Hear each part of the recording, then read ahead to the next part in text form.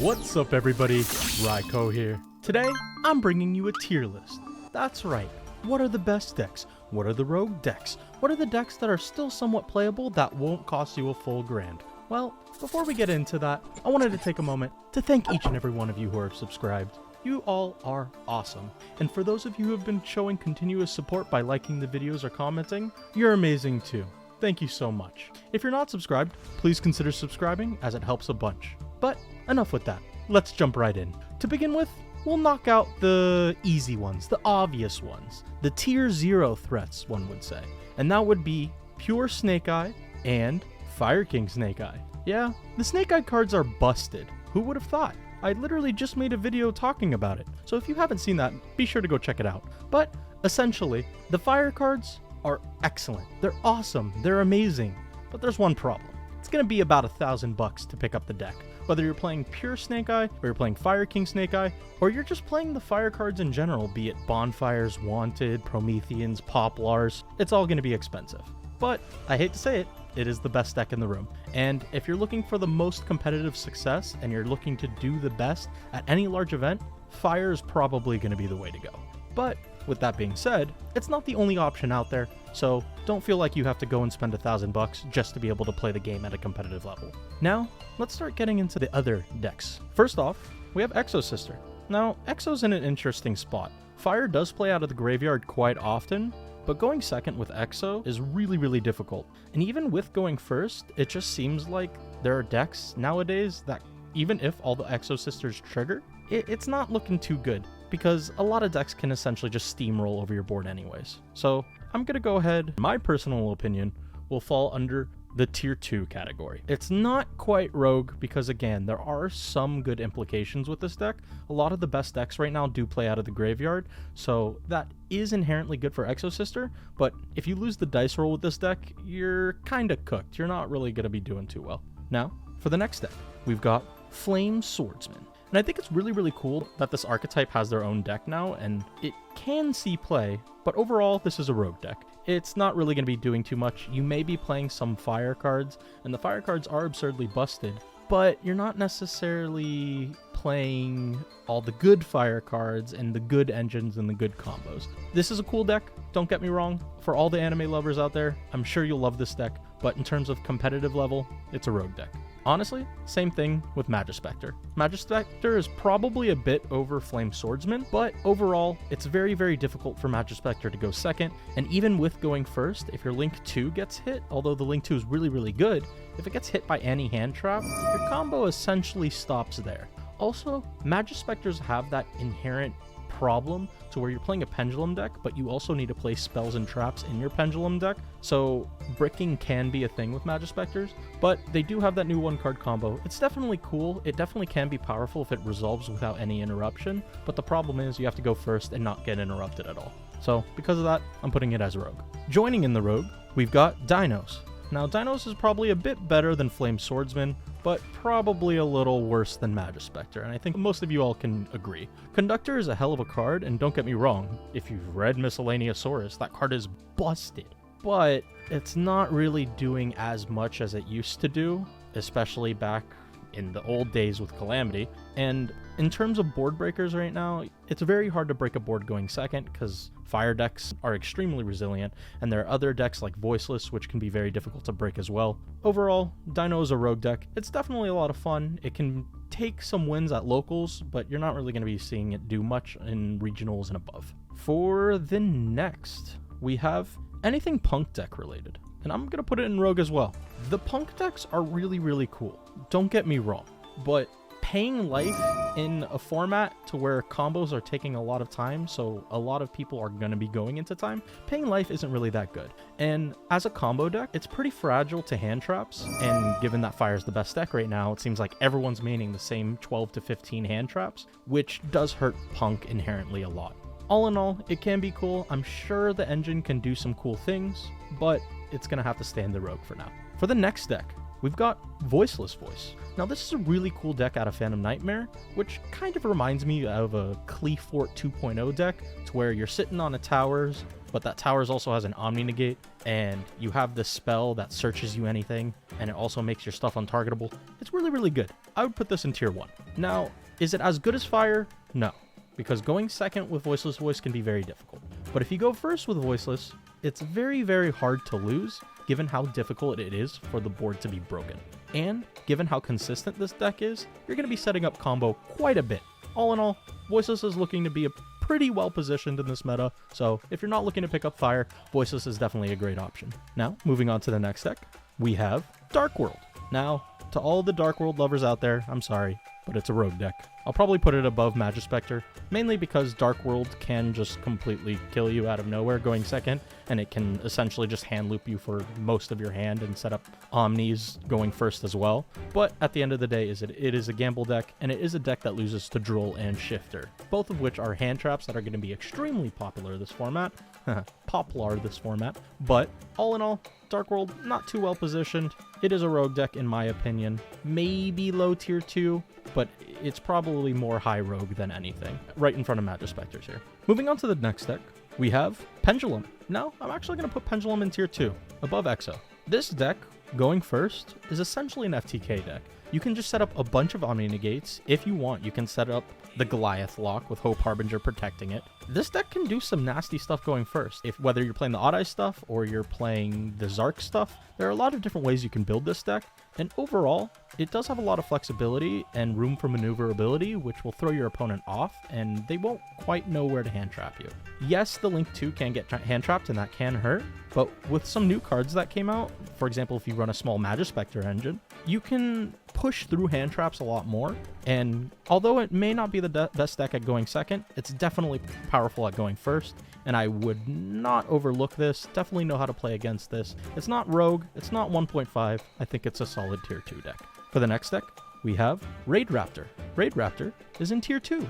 Yeah, I never thought this day would come. Raid Raptor, with their new support, is surprisingly consistent, and their end board being able to put up 2 to 3 towers monsters is also kind of frightening. Not many decks can deal with a towers monster right now, let alone 2 to 3, especially one that nukes your whole board, but I don't know. If this deck is hand trapped early, and let's say you imperm the Raiders Knight, then Raid Raptors is going to be in trouble. But as of now, while people still don't really know how to play against it, and it definitely has options of flooding the board through hand traps, this is definitely a pretty solid tier 2 deck. It wouldn't be higher, but I definitely wouldn't be putting it lower. For the next deck, we have Sky Striker.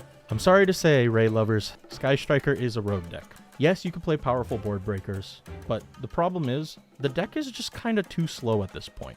Although you can crack boards, essentially just putting up a Shizuku and a Widowmaker after you crack the board, your opponent, especially if they're playing Fire, is going to have plenty of follow-up, and their board is just going to be too big and too wide for you to consistently deal with. All in all, I'm sure this deck can take some wins versus other decks, but while we're sitting in a Fire format, and while we're sitting with Voiceless Voice as a solid tier 1 strategy as well, Striker is probably not your best bet. Now, Branded. Branded is definitely tier 1, probably just under Voiceless Voice. Branded has an excellent Fire matchup, and really, I do mean an excellent Fire matchup. The fact that Mirror Jade is a non-targeting banish and also Raigekis the field when it leaves, it's very, very powerful and annoying for decks to deal with. Also, Gimmick Puppet is still legal, so last time I checked, locking your opponent from playing the game is pretty strong. Don't overlook it. You want to be prepared for Branded. And yes, Ash does hurt Branded, but it doesn't stop the deck. They can still puppet lock you, and they could still do a bunch of stupid things after getting Ashed, if they didn't cross out your Ash. But yeah, overall, Branded, very powerful, definitely looking to do really well this meta. I wouldn't say it's better than Voiceless, but it's definitely more powerful than the other strategies we have on this list. Now, Ascend. Ascend is definitely a cool deck, and I'm pretty excited to see what the new support will be. But for now, it's a rogue deck. It's just not that good. Yes, you can have a hand trap that pops a field spell, but all in all, this deck definitely isn't really playable right now. You can do some interesting things, but you have to rely on other engines like the Nadir package or other non-engine. Overall, it's a cool deck. If you want to pick it up for future support, go for it, but don't expect to be doing too well with it right now. For the next deck, we have Unchained. Now, Unchained, I would put in tier 2, probably above Raid Raptor. Since the ban list, it's not dead, but it's definitely not as consistent and not as playable as it used to be. Plus, with all the Fire stuff that released and Voiceless Voice being a deck too, it just seems to have been power crept. Like, overall, this deck can still make powerful plays, powerful boards, and break boards, like, pretty easily. But it's not as consistent anymore, and compared to the other decks that are out there and what other choices you have, it's just not as powerful anymore. For the next deck, we have Vanadium. Now, this is going to be our first tier 1.5 deck. It's not necessarily tier 1, but it's not necessarily tier 2 either. Vanadium is still a very, very strong deck, to where if it goes unresolved or uninterrupted in its combo, you're probably losing that game. Unless you open Droll or Super Poly, for example. Vanadium can definitely take a lot of wins and is still a very real presence. I don't think it's better than the other tier 1 decks, or especially the fire decks, but if you're looking to play a combo deck and you're not willing to spend $1,000 on the fire cards, Vanadium's definitely a powerful option and will definitely get you there. For the next deck, we have Rika, or Sun Avalon, or Plant Pile. This, I would say, is above Unchained. Yes, the Dryas hit hurt. Yes, the Healer hit hurt. But with the new Link 3 that came out and the new Aroma cards that came out, this deck is brought to a whole new level. And yes, not many Northern American players play this, and I know a lot of European players used to play it, but it seems like everyone just kind of forgot about this and moved on to Fire or Voiceless or even Branded. But all in all, Rika is still a very, very powerful deck that can take a lot of wins if you're not prepared for it, and if you don't know how to play against it, it'll just be that much more frightening. All in all, if you enjoy the Rika strategy and you want to try out the new Aroma cards, I definitely give it a shot. It does have its weaknesses still, and especially given that a lot of people are playing hand traps right now, it does hurt to that, but it can still do cool things, but it's not necessarily the best still. So with that, it'll be in tier 2. For the next deck, we have Yubel. Yes, I didn't think Yubel would ever be getting their own archetype, but it's really cool that they did. However, it is a tier 2 deck. Probably just under Raid Raptor, or maybe just above, somewhere here, because Yubel is really, really cool, and the fact that you can super poly your opponent's entire field is very strong and nothing to scoff at. But getting there and getting that setup is pretty difficult, and once people start to learn how to play against your deck, it's going to be that much harder for you to do anything, really. It's difficult for Yubel to go second, but if you're able to get everything set up and put up the fusion and set up your super poly combo, you could probably take some easy wins. So with that, it's not rogue, but it's definitely not higher than what it is. For the next deck, we have Marincess. Now, I'm putting Marincess pretty high up here because it's still tier 2. It's not 1.5 or 1. It's tier 2 just because it can run a bunch of hand traps. And any deck that can run a bunch of hand traps this format and still do something with one card, such as Marincess, is positioned pretty well. It's not as powerful as Fire, just to be honest, and the other decks we have so far in tier 1 and 1.5, Marincess falls under those, but it's still a definitely good powerful strategy that you can pick up and do well with at locals or maybe even on a regional level. But something nice about Marincess is it's pretty much budget at this point. You can pick up the whole deck for a very cheap price. Marincess is a pretty good option. On to the next deck, we have Centurion, and this is going in the tier 1.5 category. Similar to Marincess, it can just main deck a bunch of non-engine and just have one card combos. And for some reason, Calamity is still in this game because Konami really likes fun, apparently. You know, as we're looking at the puppet lock, and Konami really enjoys fun. But Centurion, it's a very powerful strategy still. It can be stopped pretty easily, but if its combo goes uninterrupted, it's very difficult for you to lose. It's not tier 1, because again, it can be interrupted pretty easily, and I think it's just under Vanadium, because going second, it's a bit more difficult than Vanadium, I believe. But Centurion is still a powerful threat. Expect to see it at least here and there. It's still a very real threat, and yeah, so long as Calamity's legal, people will play Centurion. Simple as that. Going on to the next deck, we have Heroes. Heroes is a cool deck. Dark Law is a cool card, especially if you can set it up going first. But Heroes is definitely a rogue deck. Probably either above or below Dino. Heroes, having access to Dark Law is really, really cool. But a lot of people are playing Nibiru right now. And, well, if you didn't know, Heroes kind of just lose to Nibiru all the time, similar to Salamangreat, to where your end board is essentially a nib token. Yeah, not that fun to get nibbed. If your combo can go uninterrupted and you can resolve everything, going first, it's going to be pretty difficult for you to lose. And going second, surprisingly enough, this deck can put up a lot of damage and crack a board. But if your opponent knows where to stop you, it's not really the best option, and it's going to be very, very difficult, and you'll be facing a lot of uphill battles. Next, we have Dragon Link. Now, Dragon Link's interesting. I'd actually put it in the high tier 2 above Rika. It can play a lot of non-engine, and although Bestials aren't the best right now into Fire format, it definitely has its uses. You can hit the Link Karibo out of the Fire cards, which does surprisingly make a difference, and when playing against Voiceless Voice, you can hit Low, when Low uses its effect to summon from the graveyard, which will hurt detrimentally. You can also hit different branded cards. But Dragon Link, it's not as powerful as it used to be, and it's not as consistent as it used to be. With Chaos Space at 1, and the fact that a lot of its non-engine are Bestials in a fire format, it's not too well positioned, but with the right pilot, you can definitely take a lot of wins, especially from the best decks. So it's high tier 2 because if piloted well, it becomes like a tier 1.5 deck, but all in all, on average, it's usually a tier 2 deck. For the next deck, we have Labyrinth, and this is our next tier 1 deck. Labyrinth is incredibly strong, and there's no hits to Labyrinth. Labyrinth is essentially at full power, and with Black Goat Laughs and Transaction Rollback that's now out, this deck can do a lot of gross things. Setting D from the deck, setting Eradicator from the deck. You can set any trap essentially. Plus, being able to consistently set up your board and gain that control over the entire board, it's very, very strong. Overall, if you're a control player, you have Labyrinth, it's definitely good to play this format. For the next deck, we have Vanquish Soul. Now, I'm conflicted with this one. It's either the bottom of tier 2 or the top of Rogue, because Vanquish Soul can main deck Shifter, and if your deck can play Shifter, it's very, very good. But Vanquish Soul can't really do much with Engine alone. It's just too slow. And even if you see Raisin and Shifter, a lot of the times you're going to get outgrinded and you're just going to get steamrolled. You can't do too much too fast, and it's not the best deck. It kind of bricks. Earth attributes, dark attributes, and fire attributes aren't really the best to run right now because Droll and Nib are so prevalent. But I don't know. In the right player, maybe this can do something, but I don't really, compared to the other decks, it's just not as good as people think. Next up, we have Kashtira. Now, Kashtira is probably at the top of tier 1.5. When you see Shifter, it's a tier 1 deck. When you don't see Shifter, it's a tier 2 deck. But because of that variance, it's a tier 1.5 deck. Out of all the Shifter decks, this is probably the most powerful, given how strong each of the main deck cards are, and you don't really play into hand traps too often. You can set up combos under Nib pretty easily.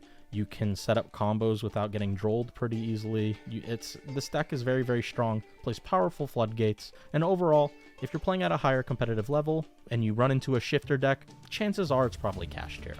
For the next deck, we have essentially any Runic variant. These will be in tier 2. Runics are still very, very strong, and especially if you're playing like Runic Live Twin Sprite or Runic for Hire Sprite. With that new Metamorphosis card that came out, it's pretty good. But the problem is, it's just a bit too slow, and not having your battle phase actually kind of hurts a lot, especially in this format. I think the decks above it just simply outpace it and are just stronger. For the next deck, we have Drytron. Drytron's definitely down here, probably just above Heroes. Drytron, its end board is pretty gross, but there are ways to play around it, and this deck also kind of loses to Droll, and it can lose to Nib, which are really relevant hand traps right now. But all in all, if you're a Drytron enjoyer, it's not the worst thing in the world, but there are definitely a lot of decks that do what it tries to do, but just better.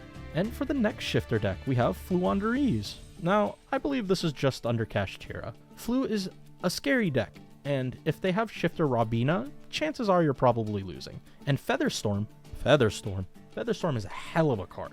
But the problem with this deck is it just kind of loses it to itself. There are times where you'll see all board breakers or all floodgates with no engine, or you'll see all engine with no extension, and one hand trap just stops you in your tracks and you just kind of lose. The deck loses it to itself, but it's still a very powerful Shifter deck. Everything's at full power except for Statue, but that's not even really needed because Shifter is still at 3. If you're looking to play a Shifter deck and you're not really a big fan of Kashtira, Fluandereeze is the next best bet. It's definitely a solid tier 1.5 deck. For the next deck, we have Pearly. And I'm actually going to put Pearly just under Manadium and above Centurion. I still think Pearly's pretty well positioned, and Pearly can also play Shifter. Pearly, when nobody prepares for it, becomes a very, very, very strong deck. But the moment people start to respect it, that's when Pearly becomes worse. Right now, there are just too many hand traps, and the fact that Fire can also search Kurakara, Pearly's not in the best position. But if you go first and you set up your Noir, it's still very hard for decks to out that, especially if they're not prepared. Overall, don't sleep on Pearly. It's still a 1.5 deck, it's just not tier 1 anymore, and it's definitely not tier 2. For the next deck, we have Makonko. Yeah, Makonko can still do things. I would say it's just above Pendulum. It's a very frightening deck, and you can get OTK'd out of nowhere with this deck. But it's not as powerful as it used to be now that Isolde is banned, and with Zealantis running around, it doesn't really matter if your monsters are untargetable and can't be destroyed by battle or card effects, because you can just Zealantis, blink the board, and resummon the Makonkos face down, and then clear them that way. So it's not the worst deck in the world, but it's definitely not as good as it used to be. Definitely solid tier 2. For the next deck, we have Goblins. Now this I'm conflicted on. Goblins, I would say, are about right here.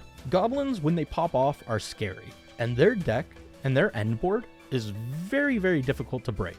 The problem is, once you start to know how to play against goblins and you learn where to stop them, the deck becomes exponentially worse. And as of now, not many people know how to play against goblins, so it can definitely take some wins here or there, but compared to the decks above it, it's just not as powerful.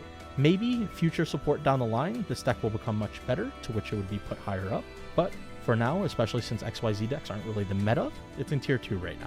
For the next deck, we have Rescue Ace. Now, Rescue Ace is still very much alive, and it can play the fire cards, which is really, really good. The problem is, if you're playing the fire cards, you should probably just be playing pure Snake Eyes or Fire King, because you don't have to run 5 mandatory bricks, and your combos aren't as telegraphed compared to Rescue Ace. Don't get me wrong, it's still a very strong deck. This deck is essentially still at full power. Yes, the one Airlifter does hurt a bit, but with all the new Snake Eyes cards and the fire cards that came out, this deck definitely gets a boost. I wouldn't sleep on it, but it's definitely not better than the options above it. Now for the next deck, my favorite deck, Tearlaments. Unfortunately, it's tier 2. I know, Tearlaments is no longer the strongest. It's kind of sad. Even with the Beatrice line going into the turn skip, this deck, it's just too slow now.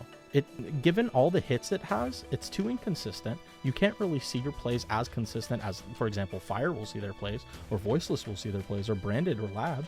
But if you can resolve your stuff and you're getting a bit lucky, you know, gambling and hitting those good mills, tier can still definitely take a lot of wins. But how consistent you're going to win with Tearlament is definitely a lot lower than what it used to be. And for the final deck, we have Goaty. Whether it be Runic Goaty or any other variants, I would say Goaty is probably tier 2. Yeah. It can play Shifter. It's a Shifter deck. It's pretty cool. The Goaty cards and what they do is pretty cool overall. But compared to the rest of the meta, it just seems too slow, and a lot of their lines are kind of telegraphed once you figure out what they're trying to accomplish. All in all, if you go against a competent player with Goaty, chances are you're getting steamrolled, but you can still catch a lot of people off guard. And that's the tier list. I want to know what you all think. Do you agree with this list? Do you disagree with this list? Let me know in the comments below. Thank you so much for watching this video, and until next time, peace.